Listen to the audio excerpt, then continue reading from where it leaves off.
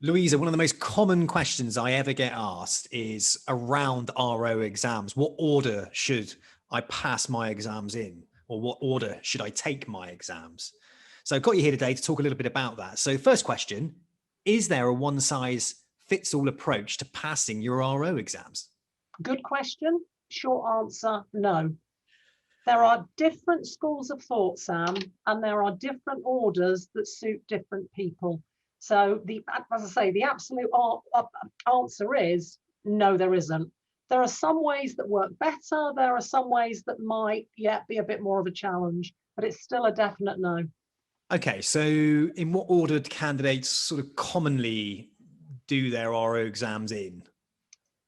Some of them literally start with the first one, R01, and go through them numerically. Yeah, and that can absolutely work. So they R01, R02, R03, 4, 5, and 6.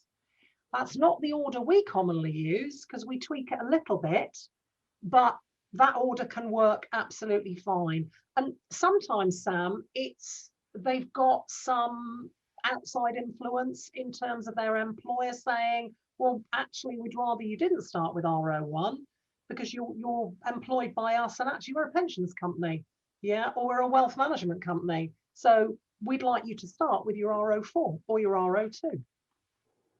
Fine. So what order then does Bespoke Training Solutions tend to do them in with their clients, with your clients?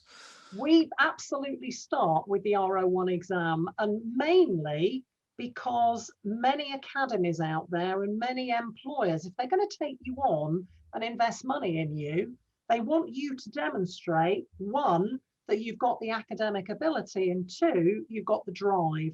And a lot of them have a minimum requirement that you get the R01 exam first. So it's a good place to start. It's also an exam that's a bit out on its own.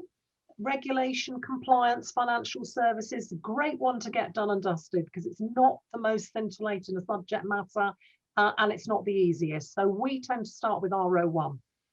From there, we go on to the R05 financial protection exam, which is a bit more interesting, a bit more relevant to the role that most candidates are going to be following. And also, that then means that they're a third of the way through their diploma. And that can give somebody a real confidence boost, a real, do you know what, I've got this, I can do this. Once they've got R02, not R02, R01 and R05, we then are looking at R02, R03 and R04. And that is investment and risk, tax and pensions. And those three are a definite step up. Those three will have pretty much the lowest pass rates of the ROs. So they are a step up. And we feel it's important to sit those in a set order. Now, R02 and R03 have got to be sat one after the other, but it doesn't matter on their order. It could be 2, then 3, or it could be 3, then 2. We tend to do the tax exam R03 first with our clients, and then we go on to 2. You could absolutely do it the other way around, but their syllabus, they overlap. So really a good idea to do those one after the other. And then we suggest the pensions exam next, because both tax and investments feed into pensions. So those three definitely, Sam, a step up. You've definitely got to sit those as a little group, ideally in that sort of order. And then finally, you've got the R06 exam. And the R06 exam is taking your knowledge from R01 to R05 and applying it in case studies and showing the examiner how you analyze, how you fact find, what advice are you going to give, how are you going to give the rationale for that recommendation. So we suggest that candidates sit R06 last because they'll actually need the knowledge from the previous exams to be able to answer the questions and apply that knowledge. So that's the order we use with most of our clients, and that's the order we tend to get the best results in. Okay, great. Thanks for that. And what do you think can sort of throw these plans off track for a candidate who's going through their RO exams? One of the biggest things is if they don't pass one. So you sit down, taking R01 as an example, you spend a lot of money, you spend a lot of your time, you get a package. So you study the examining body guide, you get the revision mate questions. Some people buy the key facts booklet as well. So they don't stint on either the money that they spend or the time that they spend. I mean, R01 has got a minimum 100 study hours.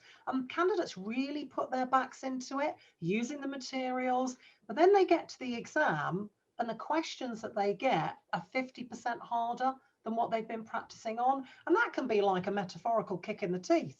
And it's like you put your hand up to say, you give me the wrong questions here because it's nothing like what I've been practicing on. And that can really, put a candidate on the back foot, and rightly so, because actually they haven't done anything wrong.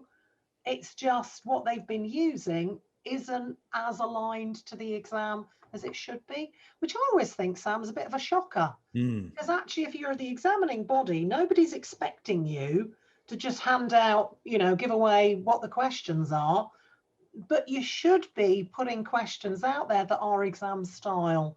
So failing an exam, is a real biggie. But then I have to say as well, sometimes a fail, you have to sit an exam to actually appreciate what your learning and development provider is actually saying to you. So I could say to you, Sam, tax, you're going to really struggle with time. And you could sit there and think, just give me a bit of the ear rate, or what do you know? And it's only till you go into the exam, you actually think, that Luiza, she's a genius. Because your clock's ticking at the top and you run out of time because you've spent too much time on any one question.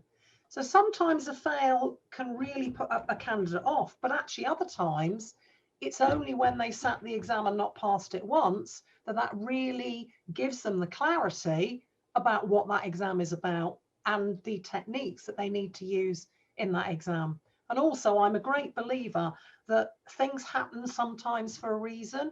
And if you don't get that exam first time, if it takes you a couple of goes, well, your knowledge is going to be so much better as a result. And if your knowledge is better, then the job that you're going to be doing with clients is better. So sometimes I think that in itself is a bit of a double-edged sword.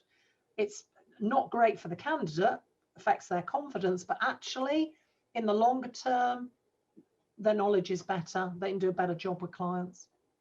Great. Well, thanks very much, Luiza.